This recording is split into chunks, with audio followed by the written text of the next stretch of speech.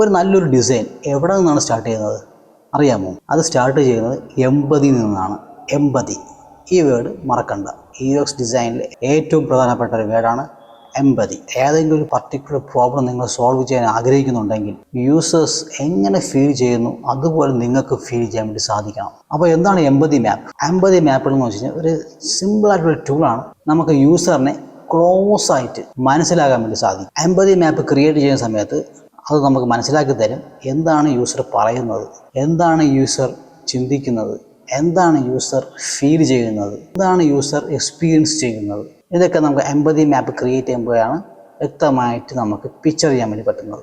എമ്പതി മാപ്പ് create ചെയ്യുന്ന സമയത്ത് ഇത് നമ്മളെ ഫങ്ഷനാലിറ്റി ഡിസൈൻ ചെയ്യാൻ വേണ്ടി മാത്രമല്ല സഹായിക്കുന്നത്, യൂസറിൻ്റെ ഇമോഷൻസ്, ഫ്രസ്ട്രേഷൻ, പിന്നെ യൂസറിൻ്റെ എക്സ്പെക്റ്റേഷൻ, ഇത് മൂന്നും നമുക്ക് എമ്പതി മാപ്പിൽ ക്ലിയർ ആയിട്ടുള്ള അതിൻ്റെ പാറ്റേൺ നമുക്ക് തെളിഞ്ഞു വരും. ഇപ്പോൾ ചെയ്തുകൊണ്ടിരിക്കുന്ന സ്റ്റേക്കേഷൻ്റെ ആപ്പിൽ കുറച്ച് എമ്പതി മാപ്പ് നമ്മൾ ക്രിയേറ്റ് ചെയ്തിട്ടുണ്ട്. അതിൽ ഒരു എമ്പതി മാപ്പ് ഒരു ബഡ്ജറ്റ് ട്രാവലിൻ്റെതാണ്. ഈ ബഡ്ജറ്റ് ട്രാവൽ എന്താണ് പറയുന്നത്? നമ്മൾ നോട്ട് ചെയ്തൊരു കാര്യം എന്ന് വെച്ച് കഴിഞ്ഞാൽ ഒരു ബഡ്ജറ്റ് ട്രാവൽ പറയുന്നത് ഇങ്ങനെ ആയിരിക്കാം: എനിക്ക് ഒരു 1500-2000 രൂപയ്ക്ക് അത് സ്റ്റേ ചെയ്യാൻ വേണ്ടി പറ്റണം.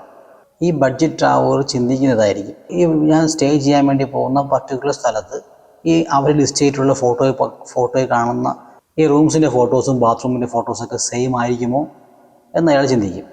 പിന്നെ അവർക്കൊരു ചെറിയൊരു പേടി കാണും, ഇത് സ്കാം ആണോ, ഇനി നമ്മളെ പറ്റിക്കാൻ വേണ്ടി ഇടുന്ന ഒരു ലിസ്റ്റിംഗ് ആണോ എന്നും ഒരു ബഡ്ജറ്റ് ട്രാവൽ ഉറപ്പായിട്ട് ചിന്തിക്കും.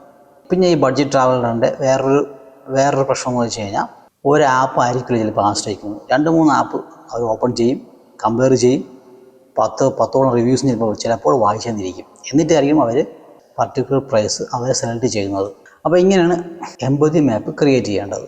ഞാൻ നേരത്തെ പറഞ്ഞ പോലെ എമ്പതി മാപ്പ് ക്രിയേറ്റ് ചെയ്ത് കഴിഞ്ഞാൽ യൂസർ എന്ത് ചിന്തിക്കുന്നു, പ്രവർത്തിക്കുന്നു, എന്ത് ചെയ്യുന്നു, എന്ത് ഫീൽ ചെയ്യുന്നു, അവർ പ്രോഡക്റ്റ് ഉപയോഗിക്കുമ്പോൾ അവരുടെ ആക്ഷൻസ് അനുസരിച്ചാണ് നമ്മൾ മനസ്സിലാക്കാൻ വേണ്ടി പോകുന്നത്. അവരുടെ ഇമോഷൻസ് അനുസരിച്ചായിരിക്കും നമ്മളിതൊക്കെ മനസ്സിലാക്കാൻ വേണ്ടി പോകുന്നത്. എമ്പതി മാപ്പ് നമുക്ക് ക്ലാരിറ്റി തരും. എവിടെ നമ്മൾ ഫിക്സ് ചെയ്യണം, എവിടെ സിംപ്ലിഫൈ ചെയ്യണം, എവിടെ റീ അഷ്യൂർ ചെയ്യണം. അപ്പോൾ നെക്സ്റ്റ് പ്രോജക്റ്റ് ചെറുതാവട്ടെ വലുതാവട്ടെ എമ്പതി മാപ്പ് ക്രിയേറ്റ് ചെയ്തിട്ട് മാത്രമേ ഡിസൈനിലേക്ക് പോകാവുള്ളൂ.